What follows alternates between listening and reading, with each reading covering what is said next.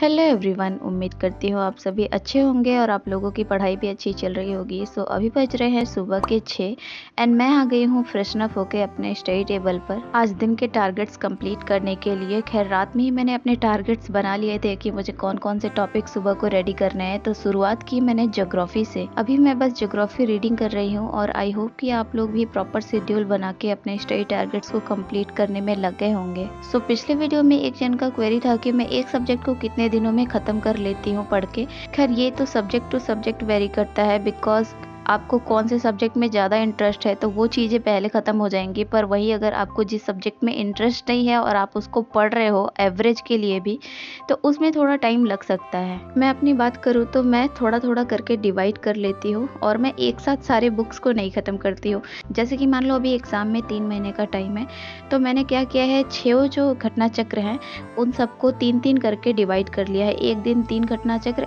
Reading लगाती हूँ and दूसरे दिन 3 घटना चक्र। तो इस तरीके से एग्जाम तक उसको मेरा टारगेट है कि मैं उसको कंप्लीट कर लूंगी। आप चाहो तो आप कोई भी मेथड अपना सकते हो, ये पर्सन टू पर्सन भी डिपेंड करता है। मान लो आपने किसी एक सब्जेक्ट का रिवीजन 1-2 बार कर रखा है, अभी भी आप उसको तीसरी बार रिवाइज कर रहे हो, तो उसमें आपको कम टाइम लगेगा, आप जल्दी से रिवीजन कर लोगे। तो स्टडी का एक स्लॉट कंप्लीट करने के बाद मैं आ गई थी बाहर कुछ सामान लेने के लिए।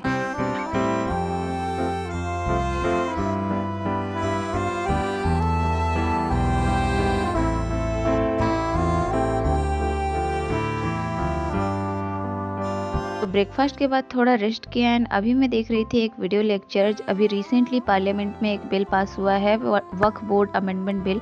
तो इससे ही रिलेटेड मुझे थोड़ा इंटरेस्टिंग टॉपिक लगा एंड सच बताऊं तो इस वीडियो को देखने से पहले मुझे पता भी नहीं था कि ये किस वजह से हो रहा है और इसमें क्या चल रहा है। इस वीडियो को देखने के बाद सब कुछ मुझे क्रिस्टल क्लियर हो गया।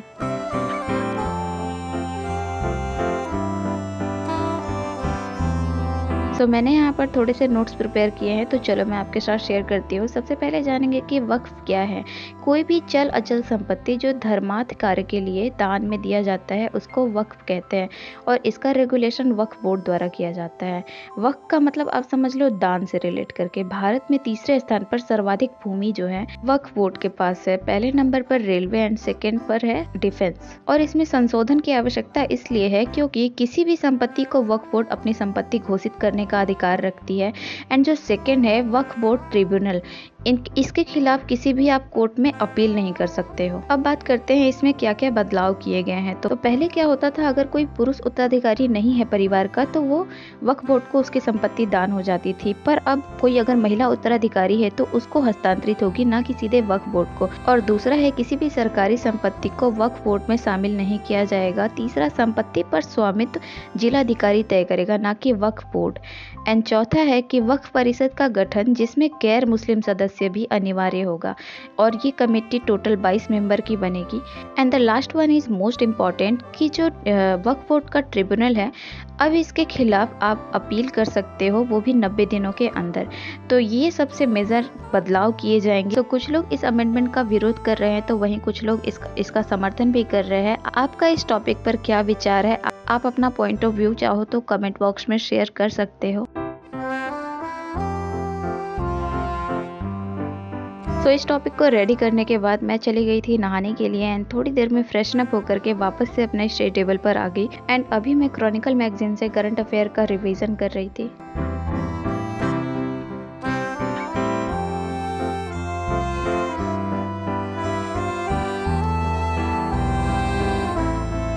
क्रॉनिकल मैगजीन को मैं पिछले 1 साल से फॉलो कर रही हूँ। सो मैंने 4-5 महीने के क्रॉनिकल मैगजीन निकाल लिए हैं।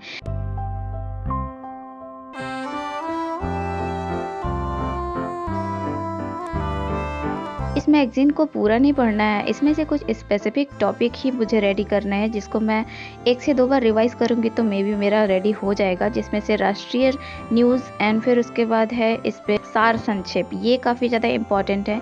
वन लाइनर समसामयिकी, पत्र पत्रिका का सार संक्षेप एंड चर्चित शब्द मंदुसा एंड समसामयिक प्रश्न। कुल मिलाकर के ये 6 टॉपिक है। सो बस इन्हीं 6 टॉपिक्स को अच्छे से रिविजन करके रेडी करना है। बाकी एग्जाम के एंड मंथ में दृष्टि मैगजीन तो है ही। 1 hour later. तो सुबह के स्लॉट में जितने भी टारगेट्स मैंने सेट किए थे ऑलमोस्ट सारे डन हो चुके थे। उसके बाद मैं आ गई किचन में खाना बनाने के लिए, बिकॉज भूख तो लगती ही है एंड भूख लगती है तो खाना भी खुद ही प्रिपेयर करना पड़ता है।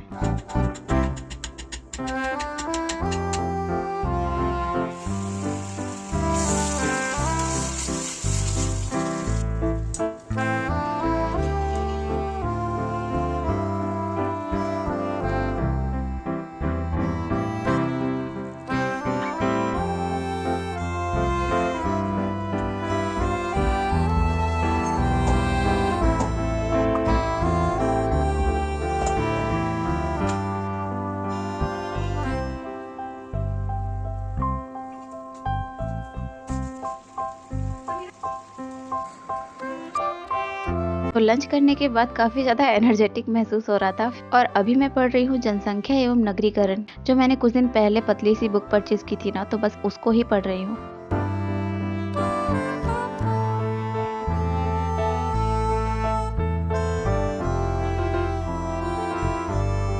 और इसको बुक से पढ़ने के बाद फिर क्वेश्चन आंसर लगा लेती हूँ पीवाईक्यू बुक सीरीज से, तो इससे काफी अच्छे से फैक्चुअल चीजें याद हो जाती है। अच्छा, जनसंख्या एवं नगरीकरण टॉपिक निपटाने के बाद फिर मैं देख रही थी पीवाईक्यू सीरीज यूट्यूब वीडियो से स्टडी फॉर सिविल सर्विसेज का पापा वीडियो, किसी ने मुझे सजेस्ट किया था तो फिर मैं इसको देख रही हूँ। एंड सच बताऊँ, पहले मुझे ये बहुत बोरिंग लगता था, पर मैं पर डे 1 आवर या कभी 45 मिनट इस तरीके से टारगेट करके रखी हूँ कि बस इतना ही देखूंगी, क्योंकि एक साथ देखने में बहुत ज्यादा बर्डन फील होता है। जो भी हो जैसे भी हो, एग्जाम तक अपना सिलेबस अच्छे से कवर करना है, पीवाईक्यू क्वेश्चन का भी अच्छे से एनालिसिस करना है। एंड अभी मैं पढ़ने जा रही थी हिंदी, और ये भी मैं घटना चक्र पीवाईक्यू से ही कर रही हूँ, और पर डे हिंदी के 150 क्वेश्चन का टारगेट मैं लेके चल रही हूँ। हिंदी के क्वेश्चन ये वाले बुक से मैंने एक बार सॉल्व कर रखे, और जब मैंने पहली बार किए थे ना, तो ये सब जो इस पे मैंने गोला मार्क किया है, ये सब क्वेश्चन मेरे गलत हो गए थे। अब दूसरी बार सॉल्व कर रही हूँ, अगर कोई क्वेश्चन फिर से गलत हो जाएगा तो वहाँ पे डबल गोला मार्क कर दूंगी। जैसे कि अगर मैं तीसरी बार फिर लगाऊंगी तो मुझे ये पता रहेगा कि ये मेरा क्वेश्चन 2-3 बार गलत हो रखा है, सो मुझे उस क्वेश्चन को अच्छे से रेडी करना है। एंड किसी भी घटना चक्र को लगाने का सबसे बेस्ट तरीका यही होता है। सो ऑल राइट गाइज, आज के लिए बस इतना ही। आई होप कि आपको वीडियो थोड़ी इन्फॉर्मेटिव लगी होगी। वीडियो अच्छी लगी है तो प्लीज वीडियो को लाइक, शेयर एंड सब्सक्राइब जरूर कीजिएगा। सो मिलते हैं आपसे इसी तरीके के किसी और नए informative video and study blog में। तब तक के लिए अपना ध्यान रखिए, मुस्कुराते रहिए, पढ़ते रहिए, और एक दिन सफलता जरूर मिलेगी। तो भगवान करे आपका दिन शुभ हो। Take care and Tata.